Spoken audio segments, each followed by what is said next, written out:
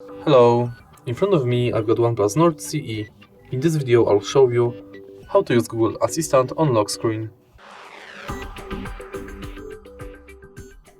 In the beginning, go to Google app, enter More and Settings, go to Google Assistant, lock screen, and make sure that this function is enabled. Now enter voice match and also make sure that this function is enabled.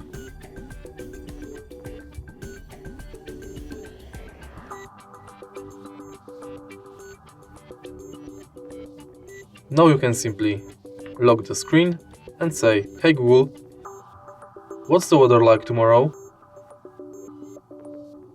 It'll be mostly cloudy, with a high of 30 and a low of 24.